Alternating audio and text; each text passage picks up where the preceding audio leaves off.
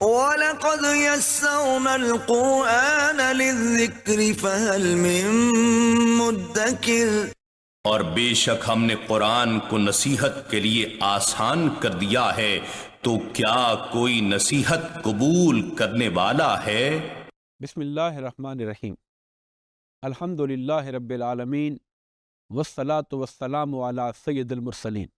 عزیز طلباء و طالبات، قرآنک عربک گرامر کے اس ماڈیول میں ہم مفرد و مرکب کی پہچان کے حوالے سے گفتگو کریں گے۔ لفظ مفرد سے آپ پہلے بھی کچھ آشنا ہیں۔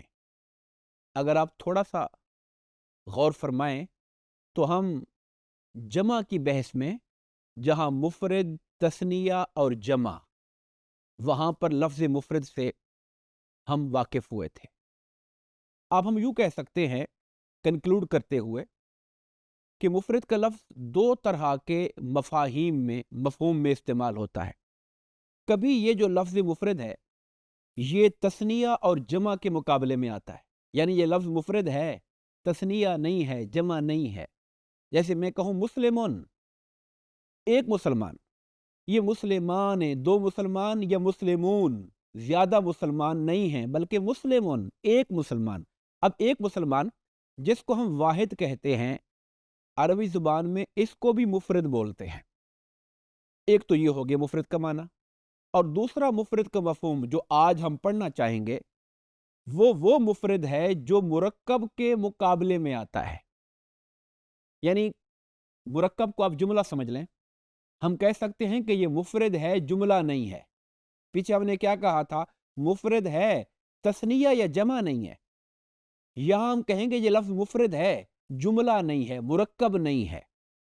مثال کے طور پر ہذہ مساجد، یہ مسجدیں ہیں، یہ ایک سینٹینس ہے، یہ ایک جملہ ہے۔ اس کے اندر ہذہ ایک مفرد ہے، مساجد ایک اور مفرد ہے۔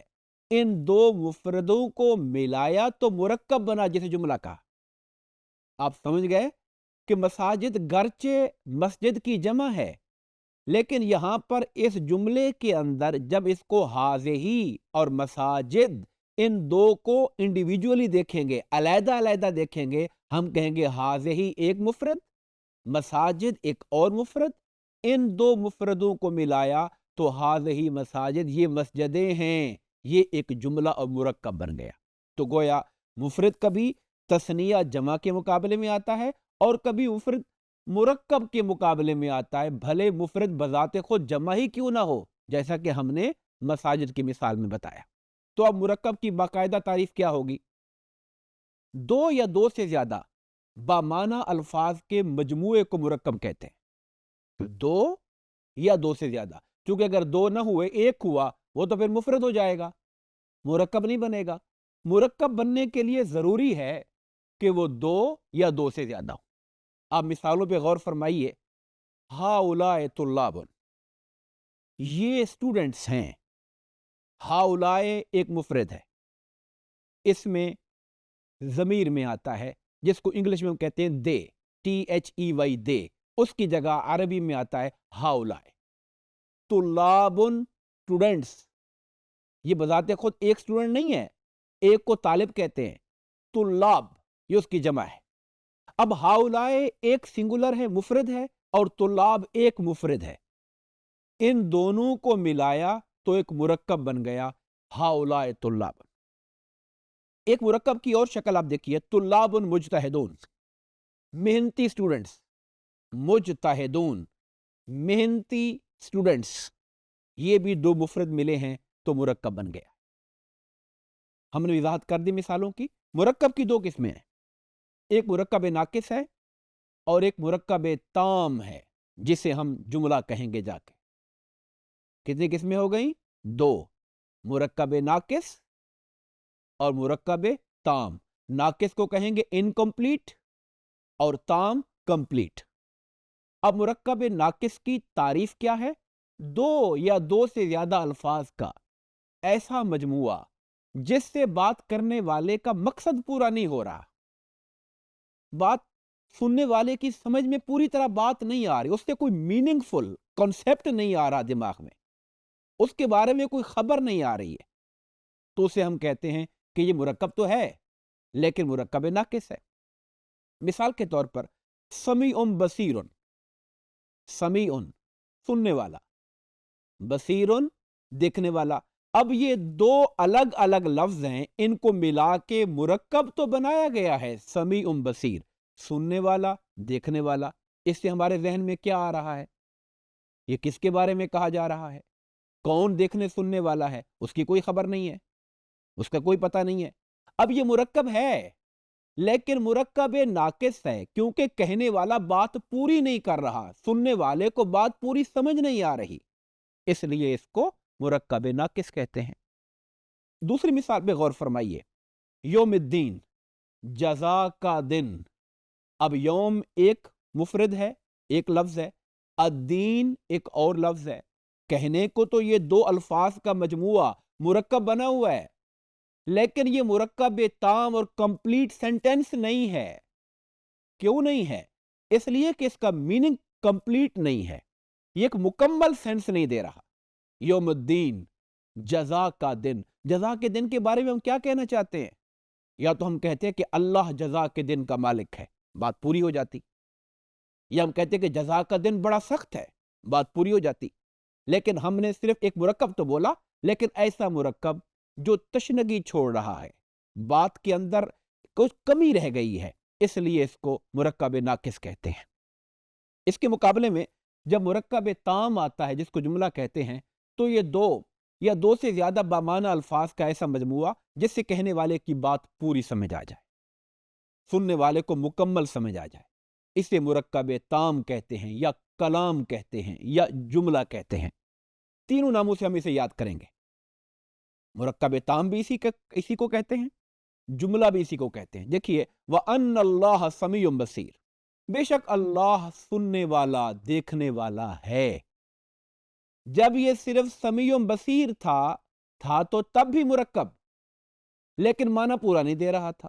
جب یہ آیا کہ بے شک اللہ سننے والا دیکھنے والا ہے، تو اب یہ دو سے زیادہ الفاظ کا ایک مجموعہ ہے اور پورا معنی دے رہا ہے، اس لیے اسے ہم کہیں گے یہ مرکب تام ہے، یا جملہ مفیدہ ہے، فائدہ دینے والا، کمپلیٹ سینس دینے والا جملہ ہے۔ واللہ غفور الرحیم، اگر لفظ واللہ کو نکال دیں، غفور الرحیم لفظ ہو تو تب بھی مرکب تو ہے، کیونکہ مرکب دو لفظوں کے مجموعے کو کہتے ہیں، منیمم دو لفظ، غفور بھی ہے رحیم بھی ہے، تو مرکب تو ہو گیا۔ لیکن بخشنے والا مہربان، کس کی بات ہو رہی ہے؟ اگر لفظ اللہ شروع میں نہ ہوتا تو یہ مرکب ناقص تھا، لیکن جب کہا اور اللہ بہت بخشنے والا نہایت مہربان ہے، تو اب یہ جملہ مفیدہ ہو گیا، ایک مرکب ایسا ہو گیا جو تام ہے اور پورا سینٹینس بن گیا ہے، میننگ فل۔ تو آپ سمجھ گئے کہ مرکب ناقص وہ ہوتا ہے جس کے اندر پورا مفہوم نہیں ہوتا، اور مرکب تام یا جملہ وہ ہوتا ہے جو مکمل ایک سینس دیتا ہے اور سننے والے کو ایک باقاعدہ خبر مل جاتی ہے۔ یہ جو مرکب تام ہے جس کو جملہ کہتے ہیں، اس کی پھر آگے دو قسمیں ہیں، ایک جملہ اسمیہ اور ایک جملہ فعلیہ۔ جملہ اسمیہ کیا ہوتا ہے؟ اس کے نام سے ظاہر ہے، ہر وہ جملہ جو اسم سے شروع ہو وہ جملہ اسمیہ ہے۔ اللہ الصمد، اللہ بے نیاز ہے۔ اب اللہ کیا ہے؟ لفظ اللہ ایک اسم ہے، چونکہ یہ جملہ اسم سے شروع ہو رہا ہے اس لیے اس کو جملہ اسمیہ کہتے ہیں۔ جیسے ہم کہتے ہیں زید قائم، زید کھڑا ہے، اب زید ایک اسم ہے، اسم سے جملہ شروع ہو رہا ہے اس لیے جملہ اسمیہ ہے۔ اور جملہ فعلیہ کو پہلے سمجھ لیتے ہیں، پھر اسمیہ کی تفصیل میں جاتے ہیں۔ فعلیہ کیا ہوتا ہے؟ ہر وہ جملہ جو فعل سے شروع ہوتا ہے۔ سمپل تعریف ہے، بہت آسان سی تعریف ہے۔ اگر کوئی سنٹینس اسم سے شروع ہو عربی میں تو جملہ اسمیہ کہلاتا ہے، اگر وہ فعل سے شروع ہو تو جملہ فعلیہ کہلاتا ہے۔ فعلیہ کی مثال دیکھیے، قل اعوذ برب الناس، قل آپ کہیے، کہیے یہ ایک ورب ہے، کہیے بات کیجیے۔ کیا بات کیجیے؟ میں پناہ مانگتا ہوں، یہ بھی ایک ورب ہے۔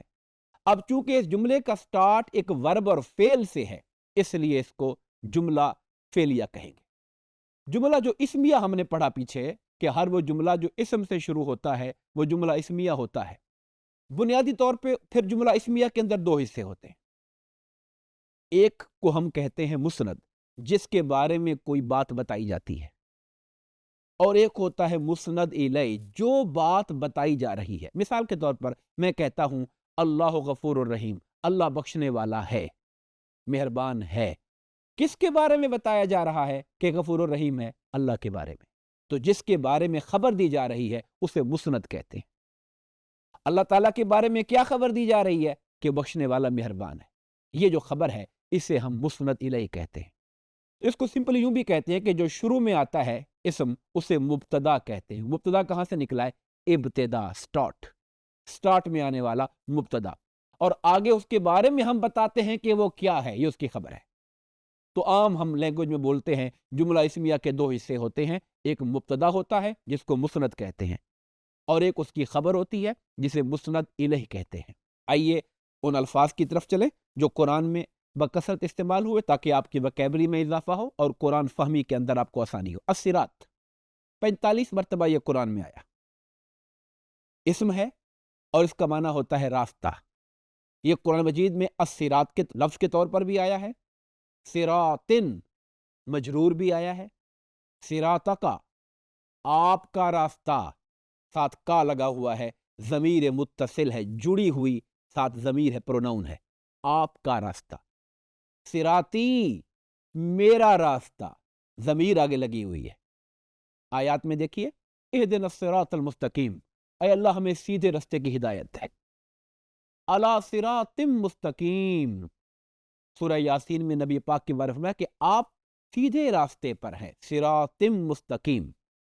اور آگے فرمایا شیطان نے اللہ کی بارگاہ میں دعویٰ کیا، لَأَقْعُدَنَّ لَهُمْ صِرَاطَكَ الْمُسْتَقِيمَ، یا اللہ جو تیرے نیک بندے ہیں میں ان کو بھٹکانے کے لیے تیری سیدھی جو راہ ہے نا صراط مستقیم، اس پہ میں گھات لگا کے بیٹھوں گا اور بندوں کو وہاں سے ہٹاؤں گا اور اغوا کروں گا۔ صراطَكَ الْمُسْتَقِيمَ، اللہ سے کہہ رہا ہے آپ کا جو راستہ ہے صراطَكَ۔ اور آخری آیت کریمہ وَأَنَّ هَذَا صِرَاطِي مُسْتَقِيمًا، بے شک یہ ہے میرا راستہ سیدھا۔